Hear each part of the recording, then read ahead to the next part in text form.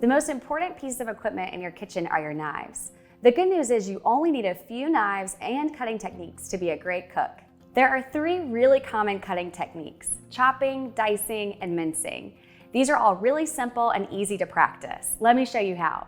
Before we get started, just make sure that you have clean hands, a steady cutting board, and a really sharp chef's knife. First, let's practice our pinch grip with our chef's knife. So to do this, you want to put your thumb and your pointer finger back on the blade, kind of close to the handle, and pinch pretty firmly. And then you want to wrap your other fingers around the handle and grasp tightly. This is a pinch grip. It will be a really steady grip for you as you cut. You want to make sure to really maintain this grip the whole time while slicing. When cutting items that can roll around on your cutting board, such as an onion, you want to get to a flat surface as soon as possible. So we can do that by cutting off the top of our onion. First step is you want to take your knife, again, use your pinch grip. Then you want to turn your onion so that the top is facing towards your knife. We want to be sure to use our claw here. So you want to turn your fingers in to protect them, being sure that both your pinky and your thumb are also turned in. And then take your chef's knife and just cut straight down, removing the top. Now you have a flat surface, a more stable surface to cut off of. Now the onion is on the new cut surface, your flat surface, you want to actually cut through the root. We want to keep the root as much intact as possible. It helps to keep the onion together when you're slicing and cutting in a minute. So put your knife right on the middle of the root, take your other hand and just give it some good pressure and just slice all the way down. Set one of them aside, and then we're going to peel 1/2 of our onion. Diced onion is a foundation to a lot of recipes. This is a perfect cutting technique to practice on. So to dice an onion, you want to take your 1/2 onion that's already been peeled and on that flat surface, your chef's knife. We want to do our pinch grip, so we have our thumb and our pointer finger closest to the handle, and then wrapping your other fingers around the handle. You want to do a couple horizontal and vertical slices. For an average size onion, you want to do about 4 or more horizontal slices, and then you want to do some vertical slices. So we have our horizontal ones. I want you to turn your onion to the root facing away from you. Here you want to be sure to use your claw. We want to turn our fingers in, really protect them, and have your knuckles facing out.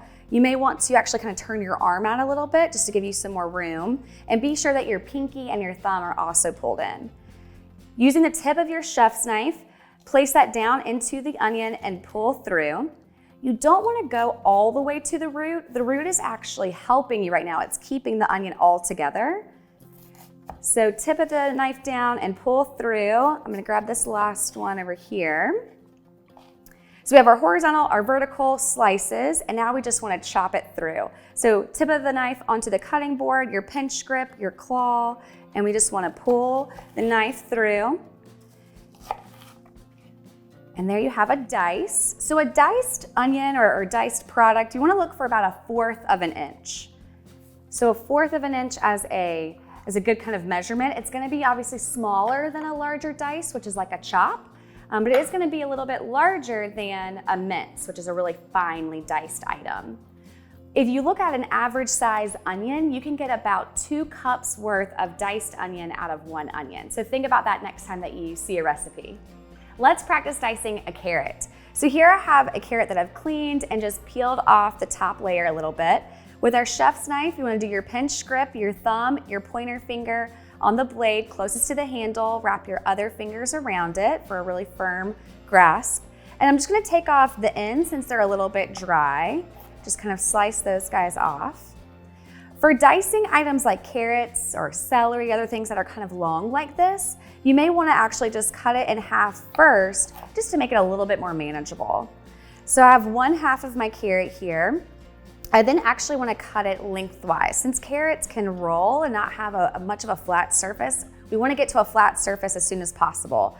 So taking your knife, and with carrots or other long items, you might just be able to just kind of place your hand on top and then cut it.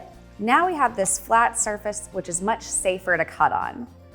For a dice, we want about a 1/2 inch, so I'm actually just gonna leave it into these 2 pieces. If you wanted a smaller dice or a mint, you could actually cut them lengthwise a bit more. So with our claw, your fingers turned inwards, particularly your pinky and your thumb. Want to protect our fingertips. With your knife, the tip onto the cutting board, we're just going to kind of rock the knife through until we achieve a really even cut. The key here is that you want all of your pieces to be around the same size so that they cook evenly. Having the right knives and knowing how to properly use them will help you to become more confident in the kitchen.